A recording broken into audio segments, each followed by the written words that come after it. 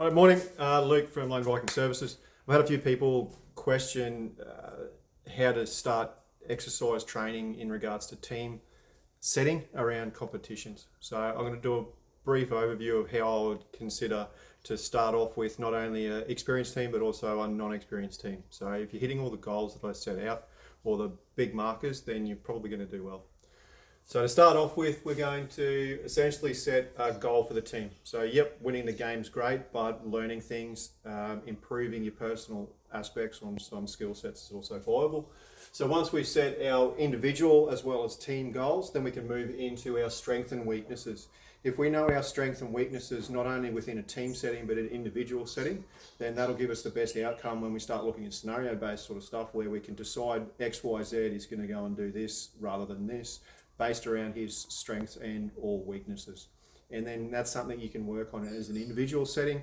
I don't like first aid, I'm not comfortable with it. That's your, okay, let's get comfortable and then we can move into the next evolution and get that advanced care setting.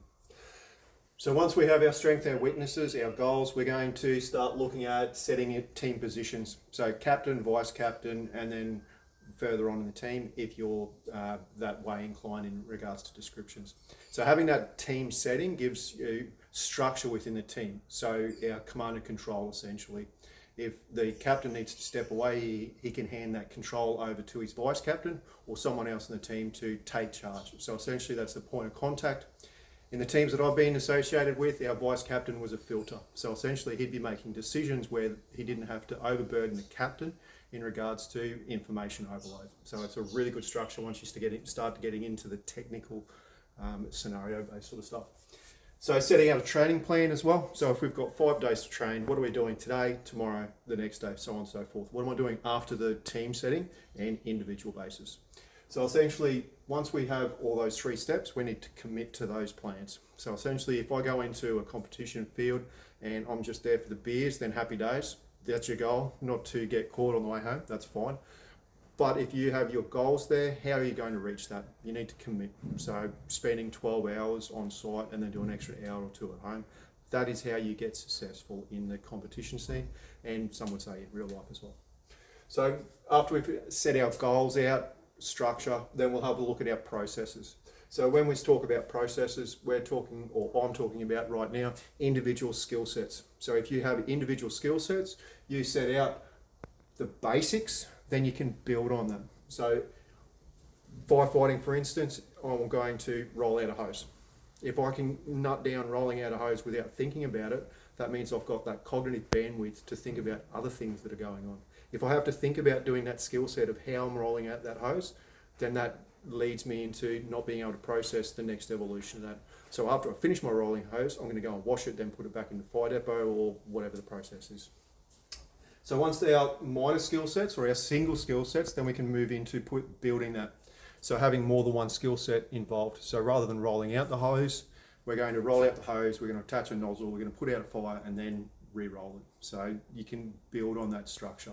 And when you have your skill sets and you're starting to build, if you have all the skill sets in your toolbox, then when an unknown event comes to it, you just need to select the right tool for the task.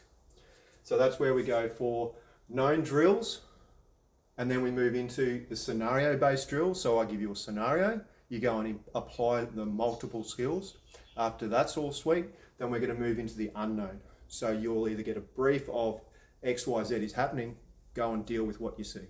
And then you need to, like I mentioned, select which skill set that you want to use. Process-wise is again on the acronyms. Everyone loves acronyms. For instance, RECIO. So breaking RECIO down, we're going to look at anyone to rescue. So that's a process, that's a skill set. What are we doing? So captain's going to do a 360. Other team members are going to be assessing if they're not got skill, like a job to do already.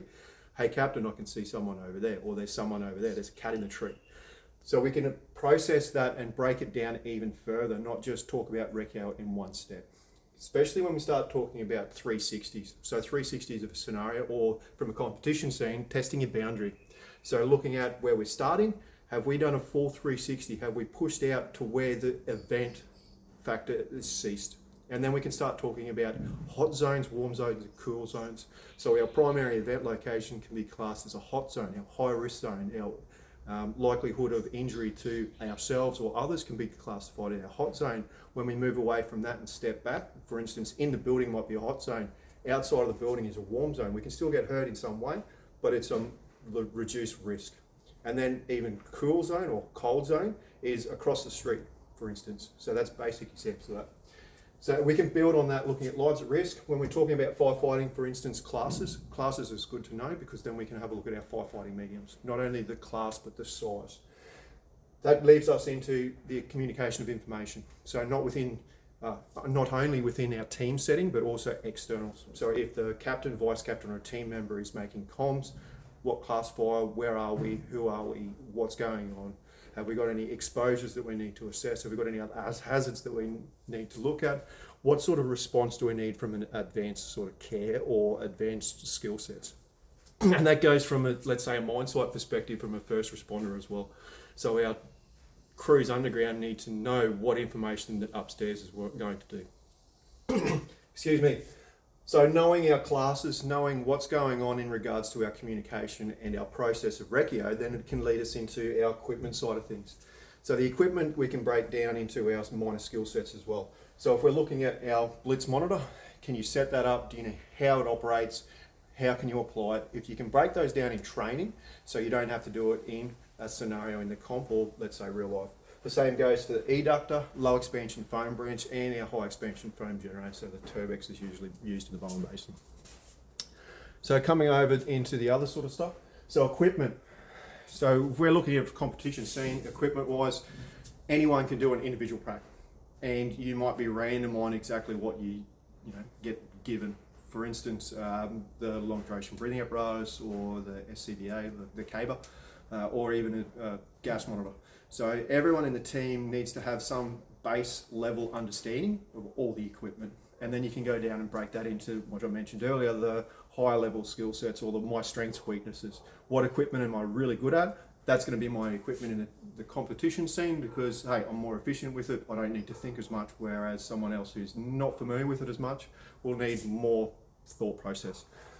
So looking at our equipment, we need to be able to pre-operationally check it, post-operationally check it, and then essentially use it. So break that down. And then we're looking at our essentially task-dependent equipment. So from a rescue team point of view, what's your minimal equipment that you take on every deployment or distance team size deployment side of things? And then look at your task-dependent equipment. So what sort of tasks are you given to do under that breathing apparatus or non-breathing apparatus? For instance, from the coal sector, we're looking at taking bag samples, doing tube bundle work, vent surveys, so vanometer and the Kestrel as well. So being familiar with that in a holistic point, all team members, happy days. And then it's applying it. So not only using that skill set, but using multiple skill sets in that one scenario. Breathing apparatus wise, need to know how to essentially strip it, rebuild it, test it, and use it in all settings. So depending on your process, looking at your surface checks, underground checks, or surface workshop checks based into the next evolution of pre-deployment checks, so your pre-operational checks there. Moving into the first aid sort of things. So first aid's great. We need to know how to do a primary assessment, a secondary assessment, and then once again breaking down into our lovely acronyms. So Dr. SABCD, March, IMIST, Ample, AVPU, COWS, Pearl, need to be able to define all of those. Not only define it, so break it down even further. So what's the process used in each application? So danger, what process am I using? I'm going to do a 360. So around the incident scene to look for any stored energy. So that might be pneumatic, fluid, heat, anything like that, chemicals. So that's my process, and my intervention is going to be isolated. So, or demarcate it, warn everyone else, communicate it to the rest of the team to not access in there. So we've got a process and then an intervention. For instance, IMIST and Ample is going to be a handover. Yes, I can write that in a notebook, but I've also got my medical casualty cards. So my trauma kits or first aid kits, it should have a casualty card. Use that first and then work my way to my handover of IMIST and Ample. Observations is another big one. So first aid wise, we want to create a baseline and note change. Essentially, a lot of skill sets from a first responder point of view, we might not, or interventions, we might not be able to apply because we don't have that skill set. So if I don't have advanced first aid, I can't put medical grade oxygen on someone, otherwise I'll get a slap on the wrist eventually. For instance, observations, we're looking at pulse rate, respiratory rate, blood pressure, level of consciousness, temperature, and pain. So they're all giving us a baseline. We're painting a picture and we're looking for change. So if we can get those early on, then we can evolve into getting multiple sets of observations, which is going to be a better applied team setting when we start talking about competitions. So if I only have one set of observations, it doesn't look as good as getting 2 or 3 sets of observations. However, when we start looking at observations, make sure we don't make them up. So get them as close to the real thing as you can. So you can have a little bit of furphy there, but people will, at the higher level, assess your results and compare them. For instance, if you say you've got my casualty's got a heart rate of 60 beats per minute, and I've come in and well, actually it's more like 90. So be mindful of that. Next is into our actual treatments or injuries. So when we start looking at breaking down injuries, you might be able to just see that on the whiteboard.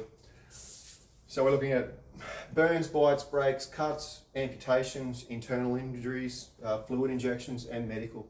So there's a lot that, as a holistic point of view, you might be thrown at in a scenario-based setting in a competition. If you can nut down all those skill sets, you'll do well. For instance, bites, we're looking at the big ones, so snake bite, spider bite. Usually it's a snake bite. If we're looking at breaks, what do I do for a larger bone compared to a smaller bone? It's the same sort of intervention. We're going to isolate above and below the bone. We're going to isolate the joints above and below the bone. Looking at cuts, we're looking at lacerations or projectiles, massive bleeds, all the way down to minor bleeds. So we're looking at tourniquets and wound packing to bandaging. Internal injuries, let's say sucking chest wound, pelvic injury, what are we going to do with those? What's the basic interventions? What's my assessment for each of those, which comes back into my Dr. SABCD or your March system. Looking at our medical, so the big hitters, which are, you could almost say, found a lot of places. So asthma, blood sugar, stroke, angina, heart attack, and allergic reactions, so bee stings and anaphylactic shock. So the assessment plus the treatment, happy days. If you can do all of that, first aid sweet. We just need to put all those skill sets in. Usually the multi-CAS, there's basic injuries, there's just a lot of them, and you need to look at your resources as well. You might only have 3 bandages until you go searching for the 5th and 6th bandage, or you need to basically do what you can with what the equipment is. Under 15 minutes for the first video. Hopefully it's come out okay. One take. I'm just going to upload that, and hopefully I'll expand on some of that if anyone's got any questions. Good luck. See you later.